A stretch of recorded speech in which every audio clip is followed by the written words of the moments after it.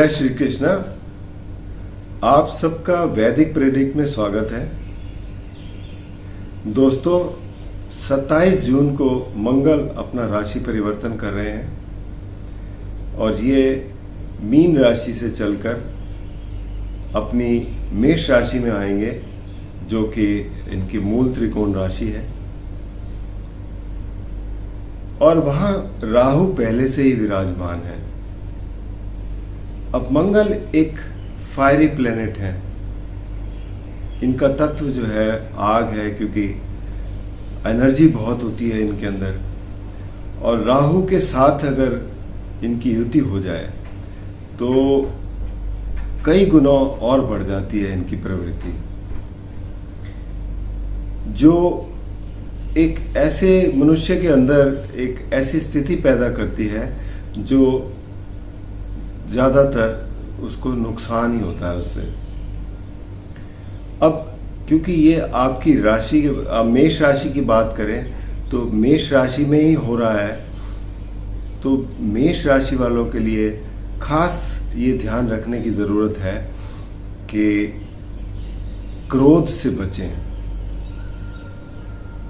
किसी से भी बात करें तो, क्योंकि अगर आपको मालूम है कि ऐसी स्थिति है, क्योंकि कई बार ऐसा होता है आपको मालूम ही नहीं पड़ता कि आपकी स्थिति बदल चुकी है और आप किस तरीके का व्यवहार कर रहे हैं, ये दूसरे जानते हैं। क्योंकि वो लोग कहते हैं अरे इस आदमी को क्या हो गया, अचानक से ये तो खाने को दौड़ता है, ये तो पहले तो बहुत अच्छी तरह से बात करते थे। तो ये ऐसी प्रवृत्ति बन जाती है।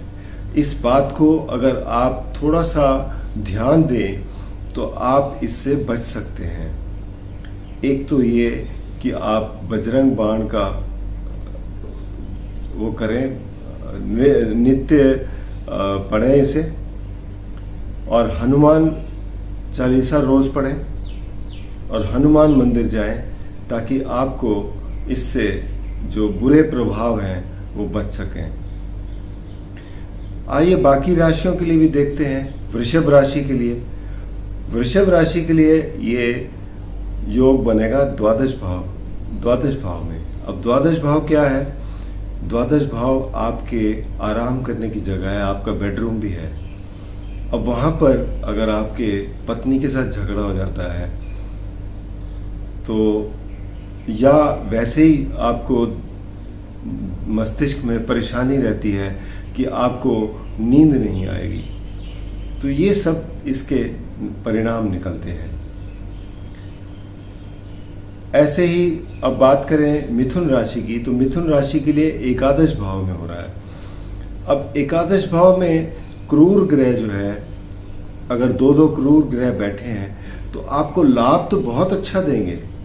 हालांकि यहाँ पे ये फायदे में प्रवर्तित हो जाते हैं, लेकिन क्योंकि इनकी सप्तम दृष्टि पड़ रही है बच्चों के घर पर, तो वहां पर बच्चों के साथ कुछ ना कुछ दिक्कत हो जाएगी।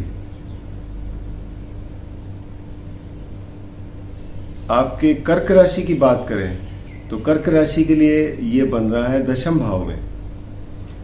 दशम भाव आपका कार्य क्षेत्र है और यहाँ पर आपकी ऊर्जा बढ़ जाती है, तो आप काम अच्छी तरह से निपटा पाते हैं। बस सिर्फ ये कि अपने जो सीनियर्स हैं या आपके साथ जो काम करने वाले हैं उनके साथ व्यवहार ठीक रखिए। काम में आप ज़रूर, आपकी एनर्जी बहुत होगी और आप आगे बढ़कर काम करेंगे। सिंह राशि की बात करें, जो ये परिवर्तन होगा नवम भाव में होगा। नवम भाव आपके जो आध्यात्म का है, आपके रिलीजन का है, वहाँ आपका मन नहीं लगेगा इन सब कार्यों में। अगर आप यात्रा पे जाते हैं तो उसमें भी कुछ ना कुछ दिक्कत आ सकती है।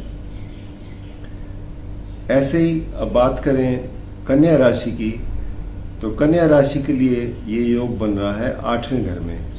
आपके लिए ये बहुत ही खतरनाक योग है, क्योंकि 8वें घर में मंगल राहु होना मतलब कि आपको धन का नुकसान हो सकता है, चोरी हो सकती है, आपका एक्सीडेंट हो सकता है। आप कोशिश करें, अगर वाहन चलाते हैं तो उसमें ध्यान रखिए।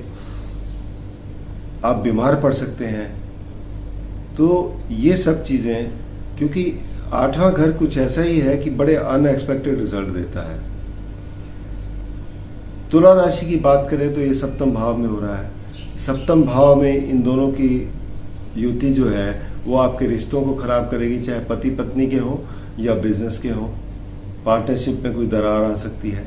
आपको यहाँ पे भी आपको ध्यान रख के चलना पड़ेगा। वृश्चिक राशि के लिए छठे घर में हो रहा है, तो छठे घर में क्योंकि ये दुश्मनों का है, रोग का है, यहाँ पर आप विजयी होंगे क्योंकि 2 क्रूर ग्रह हैं और आपके दुश्मनों को पस्त कर देंगे। तो ये आपके लिए यहाँ पर फायदे की स्थिति है। लेकिन फिर भी आप क्योंकि दोनों साथ हैं तो आपका ब्लड प्रेशर बढ़ सकता है, इस बात को आप ध्यान रखिए। पंचम भाव जो कि बच्चों का है, एजुकेशन का है, क्रिएटिविटी का है, इन दोनों की युति यहाँ बिल्कुल भी अच्छी नहीं है। और यहाँ पर खासकर आपको ध्यान रखना है कि आप अगर भटक सकते हैं, अपने जो भी आप कर रहे हैं उसको लक्ष्य साधने में आपको दिक्कत आएगी, तो इसके लिए आपको तैयार रहना चाहिए। अब बात करें अगली वो धनु राशि की, तो ये चौथे घर में हो रहा है।